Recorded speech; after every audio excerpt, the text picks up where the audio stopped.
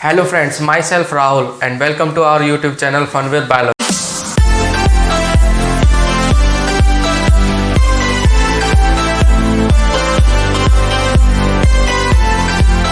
Pancreas friends कहाँ पर present होती है? ये प्रेजेंट होती है between the limbs of the shape duodenum, C shape, between the limbs of C shape duodenum के बीच में प्रेजेंट होती है friends pancreas, C shape duodenum.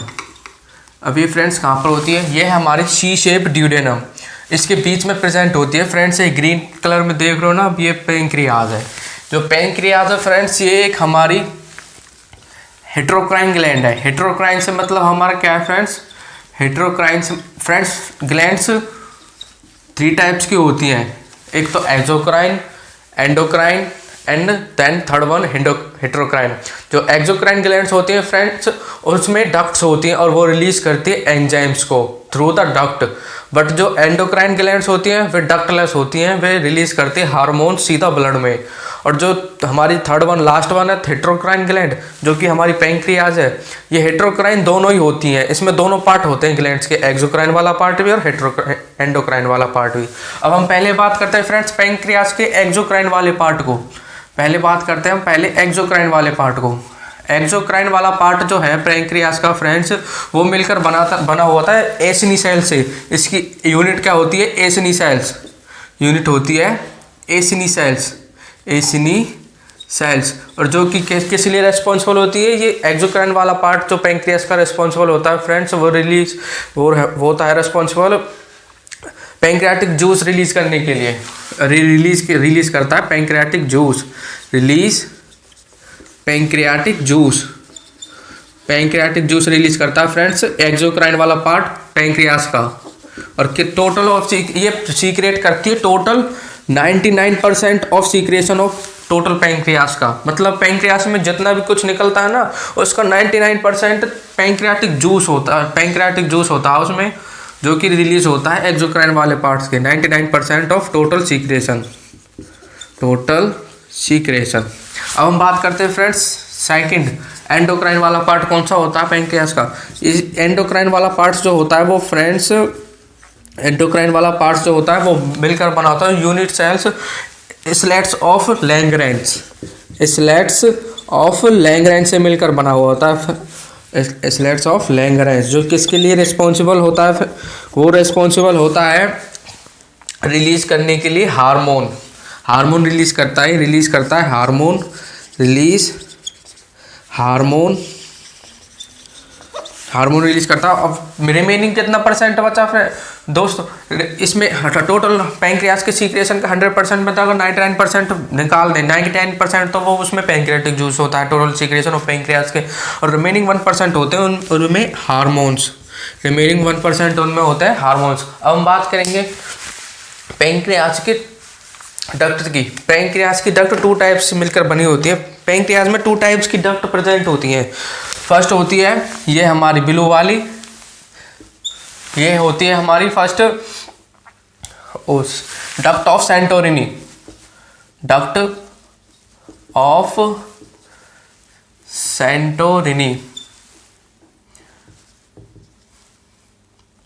ये इसको एक्सेसरी पैंक्रियाटिक डक्ट भी बोलते हैं। एक्सेसरी पैंक्रियाटिक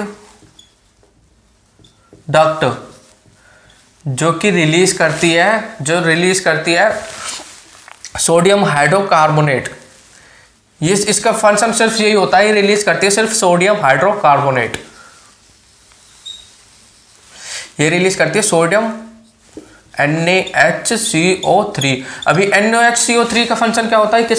किसके लिए रिलीज होता है?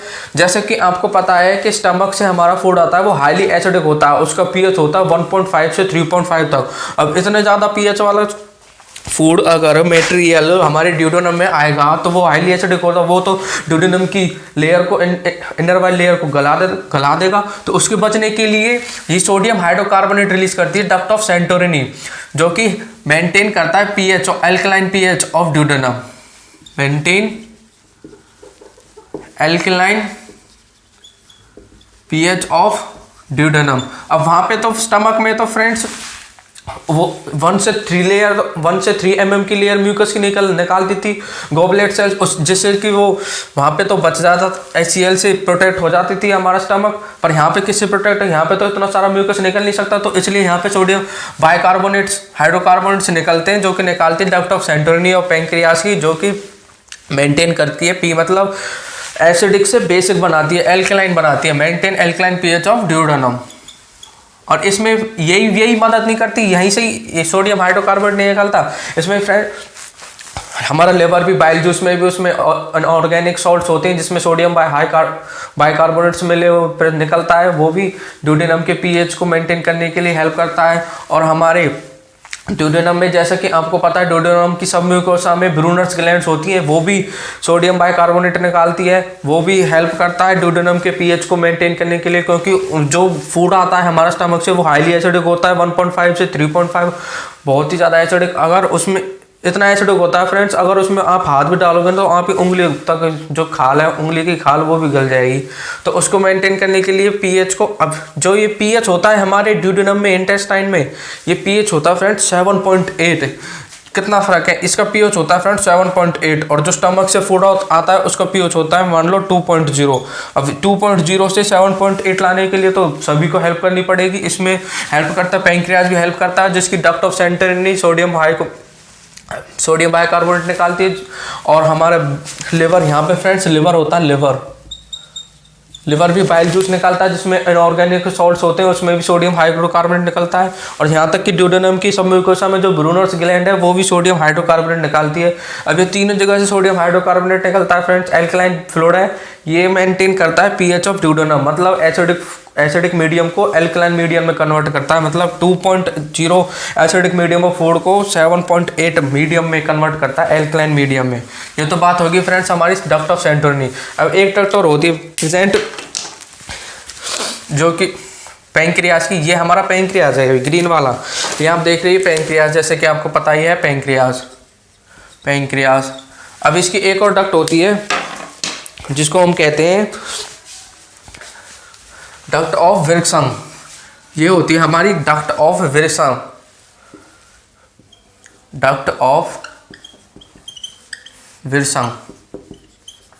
ये मेन पेंक्रियाटिक डक्ट होती है फ्रेंड्स, ये मेन पेंक्रियाटिक डक्ट होती है, मेन पेंक्रियाटिक डक्ट, क्योंकि यहाँ जितने भी पेंक्रियाटिक एंजाइम्स होते हैं वो सभी इसी से पास होकर ड्यूडेनम में जाते हैं, मेन पेंक्रियाटिक डक्ट। और ये फ्रेंड्स ये है हमारी मेन, ये पेंक्रियाटिक डक्ट ऑफ विल्सन, ये है हमारी डक्ट ऑफ विल्सन। अब ये डक्ट ऑफ विल्सन जैसा कि पता है आपको फ्रेंड्स, यहाँ पे लिवर है, ये हमारा गॉल ब्लैडर जिसमें बाइल जूस इकट्ठा होता है और कॉन्सेंट्रेट होता है, गॉल ब्लैडर। आपको पता है फ्रेंड्स जो बाइल जूस है वो बनाता तो है, फॉर्म तो करता है लिवर, और पर वो इकट्ठा कहाँ पर होता है, गॉल ब्लैडर में। गॉल ब्लैडर का फंक्शन क्या है, बाइल जूस को स्टोर करके रखना और उसको कंसंट्रेट बनाना, ये गॉल ब्लैडर का फंक्शन है। ये तो हो गए फ्रेंड्स लिवर की, ये हो गई बाइल डक्ट या हेपेटिक डक्ट भी कह सकते हो हम, हेपेटिक डक्ट कहते हैं इसको, हेपेटिक डक्ट। ये दोनों होती है friends hepatic duct.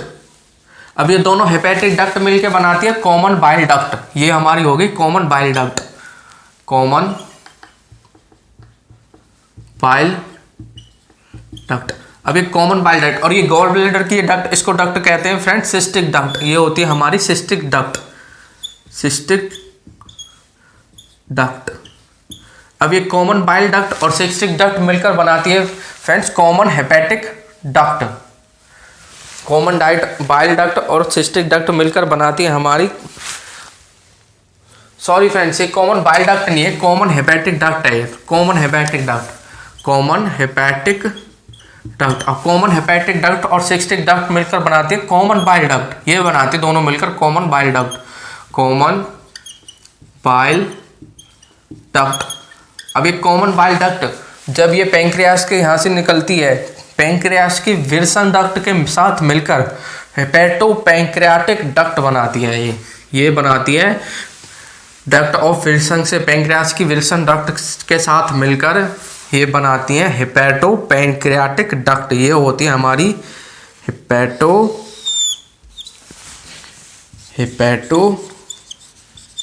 Pancreatic duct.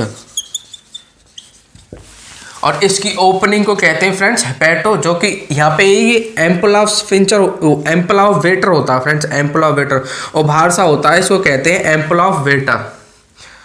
इसको मिटा देते हैं पहले।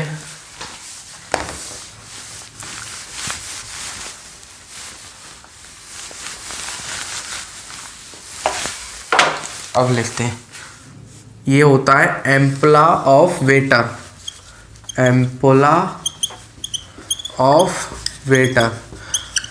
अब जो हेपेटो, इसको कहते हैं, इस ओपनिंग को कहते हैं फ्रेंड्स हेपेटो पैंक्रियाटिक डक्ट की ओपनिंग को कहते हैं hepato pancreatic opening, hepato pancreatic duct opening. अब ये जो ओपनिंग है इसमें एक स्पिंचर होता है, किससे गार्डेड होती है? स्पिंचर ऑफ ओडी से। यहाँ पर प्रेजेंट होता है friends sphincter of OD, sphincter of OD present, यहाँ पे प्रेजेंट होता है स्पिंचर ऑफ ओडी। जो कि स्पिंचर ऑफ ओडी का फंक्शन क्या होता है? जितना भी हमारा पैंक्रियाटिक मतलब बाइल हेपेटो पैंक्रियाटिक फ्लूइड है वो उसको कंट्रोल करके रखती है, उसको रेगुलेशन मतलब इधर से उसके कंट्रोल को करके, सीक्रेशन को कंट्रोल करती है, कितना निकालना कितना नहीं निकालना। ये तो हो गए हमारी विल्सन डक्ट, विल्सन डक्ट की, जो कि मेन पैंक्रियाटिक डक्ट होती है और ये रिलीज करती है enzymes, release digestive enzymes, release digestive enzymes.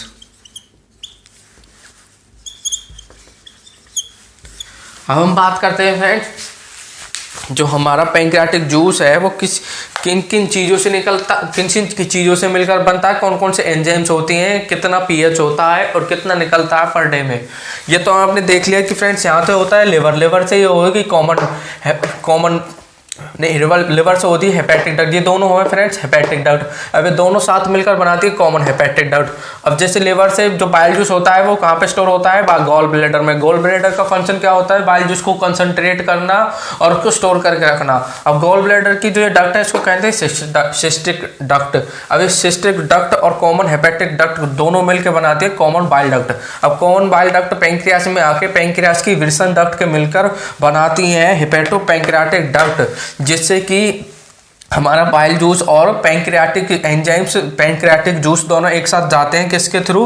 Hepato pancreatic duct के थ्रू। और ये इस हेपेटो पैंक्रियाटिक डक्ट ड्यूडेनम में खुलती है फ्रेंड्स यहाँ पर। और यहाँ पर ये किससे स्फिंक्टर होती है? यहाँ पर एक स्फिंक्टर होता है, गार्डेड होती है by sphincter of Oddi. Sphincter of Oddi किसके लिए रेस्पॉन्सिबल होता है? कंट्रोल करता है secretion of hepato pancreatic juice के, मतलब पैंक्रियाटिक जूस और बाइल जूस दोनों के सीक्रेशन को कंट्रोल करता है, कितना निकालना है ड्यूडेनम में कितना नहीं निकालना। अब ये तो बात होगी हमारी पैंक्रियास की और उसी डक्ट की। टू टाइप से डक्ट से मिलकर बना होता है डक्ट ऑफ सेंटरनी जिसका फंक्शन होता है, जिसको एक्सेसरी पैंक्रियाटिक डक्ट कहते हैं, और वो रिलीज करते हैं सोडियम हाइड्रोकार्बोनेट। जो सोडियम हाइड्रोकार्बोनेट होता है वो मेंटेन करके रखता है पीएच ऑफ ड्यूडेनम को। अब हम बात करते हैं जो हमारा पैंक्रियाटिक जूस है वो किन किन चीज़ों से मिलकर बना हुआ होता है। Composition of pancreatic juice.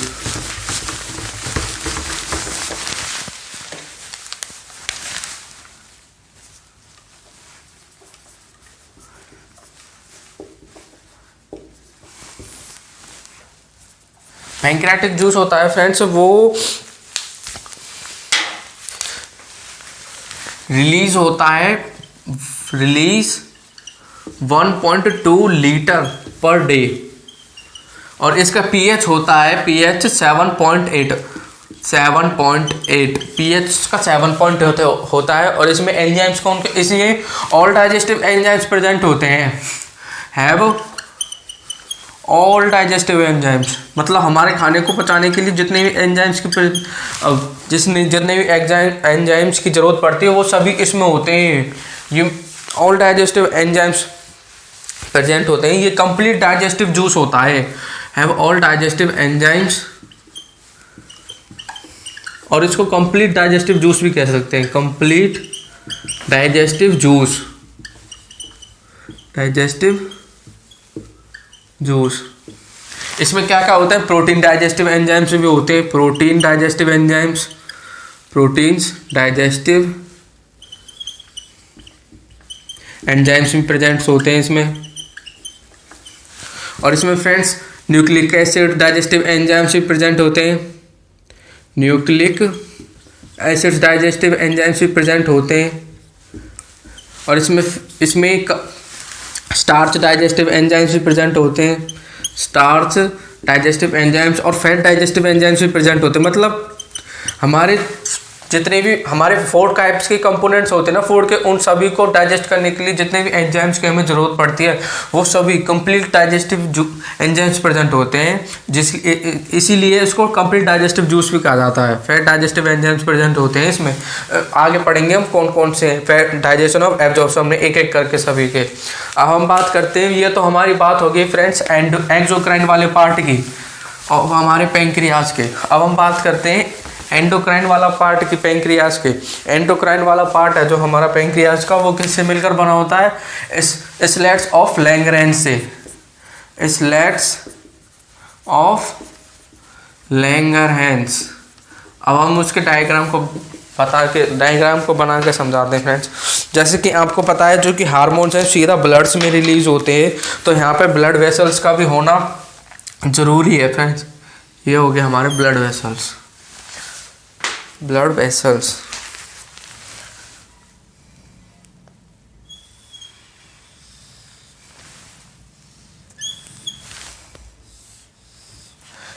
ये हमारी ब्लड वेसल्स।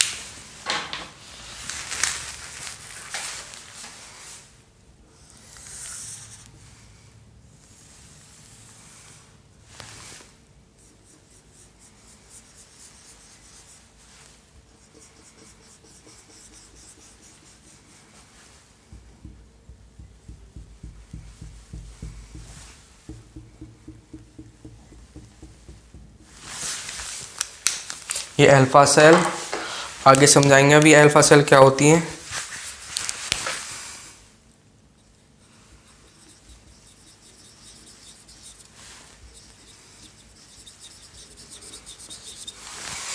ये होगी हमारी बीटा सेल,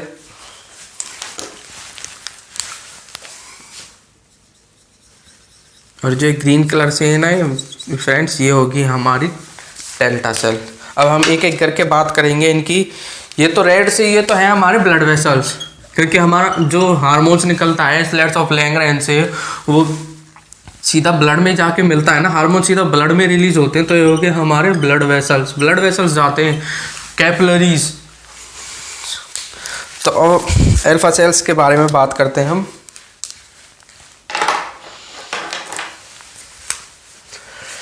ये हमारी फ्रेंड्स फर्स्ट टाइप सेल जो स्लेट्स ऑफ लैंगरेंज है, वो 3 टाइप्स की सेल से मिलकर बना होता है और साथ ही साथ ब्लड वेसल्स है। तो हम फर्स्ट टाइप की सेल्स की बात करेंगे जो कि होती है हमारी अल्फा सेल्स। अल्फा सेल्स होती है फ्रेंड्स, वो एक हार्मोन रिलीज करती हैं, ग्लूकागोन हार्मोन, ग्लूकागोन हार्मोन। अब ये ग्लूकागोन हार्मोन किसके लिए रिस्पॉन्सिबल होता है, ये ग्लूकागोन हार्मोन जो होता है वो इंक्रीज करता है लेवल, इंक्रीज कर देता है level of, increase the level of glucose level in blood, increase the glucose level of blood में ग्लूकोज लेवल को बढ़ा देता है फ्रेंड। अब ये ग्लूकोज लेवल कैसे बढ़ाता है, ये यहाँ पर एक प्रोसेस होती है, ग्लाइकोजिनोलाइसिस प्रोसेस आप पढ़ोगे। ग्लाइकोजिनोलाइसिस में क्या होता है, जो ग्लूकागोन होते हैं, ग्लूकागोन क्या होते हैं friends, stored form of glucose होती है, वो ग्लूकागोन को कन्वर्ट कर देते हैं ग्लूकोज में कन्वर्ट हो जाता है ग्लूकोज में, जिससे कि क्या होता है, जो ग्लूकोज होता है वो ब्लड में उसकी लेवल इंक्रीज हो जाता है, इंक्रीज द क्वांटिटी, ब्लड में क्वांटिटी उसकी इंक्रीज हो जाती है ग्लूकागोन। और इस प्रोसेस को क्या कहते हैं, ग्लाइकोजिनोलाइसिस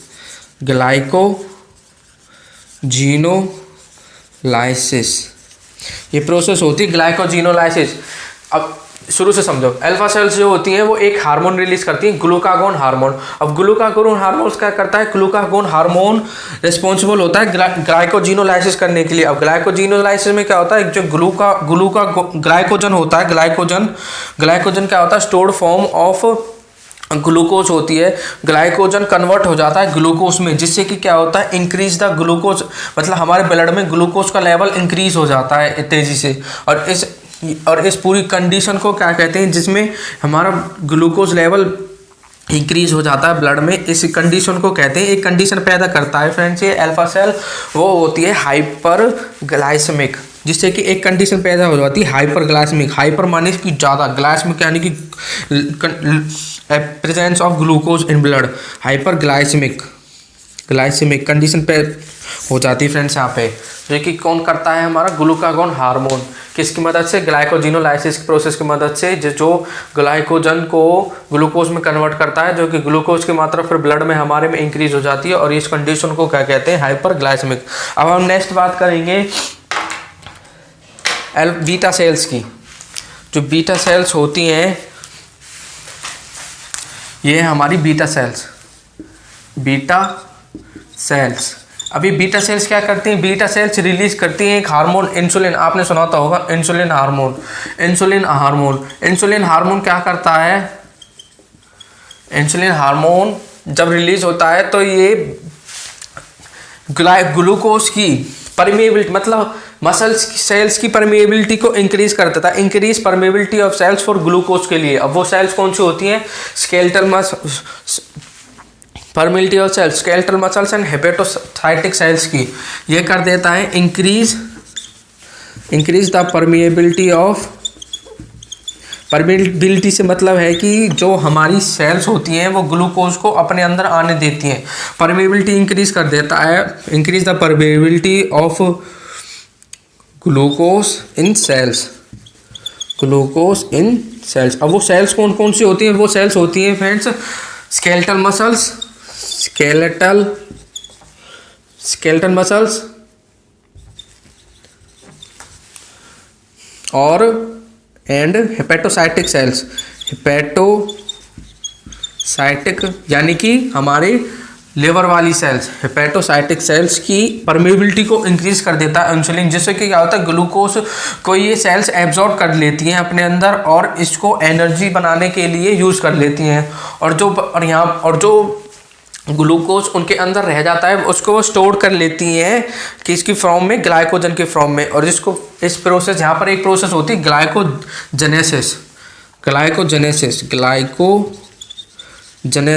ग्लाइकोजेनेसिस प्रोसेस होती है इनसाइड द सेल्स में। और ये इसमें क्या होता है कि जो ग्लूकोज होता है वो ग्लूकोज यहाँ पर उल्टा होता है, ग्लूकोज कन्वर्ट हो जाता है, स्टोर हो जाता है in form of glycogen in form of glycogen. अब हम बात करते हैं फ्रेंड्स डेल्टा सेल्स जो ग्रीन टाइप की होती है ना, ये होती है हमारी फ्रेंड्स डेल्टा सेल्स का फंक्शन क्या होता है, इनिबिट करके रखती है सीक्रेशन ऑफ अल्फा और बीटा सेल्स, मतलब ये रोक के रखती हैं, एक जगह पर रोक के रखती हैं इनके सीक्रेशंस को, कि अगर कहीं ज़्यादा अल्फा सेल्स ग्लूकागोन हार्मोन का रिलीज ज़्यादा सीक्रेशन ना कर दे, कहीं बीटा सेल इंसुलिन हार्मोन का ज़्यादा सीक्रेशन ना कर दे। तो ये पढ़ी हमने फ्रेंड्स एंडोक्राइन वाला पार्ट ऑफ पैंक्रियाज का, जो कि जिसकी यूनिट होती है स्लेट्स ऑफ लैंगरेंज, जो कि 3 टाइप्स की सेल्स से मिलकर बना होता है, अल्फा सेल्स, बीटा सेल्स और delta sales and blood vessels.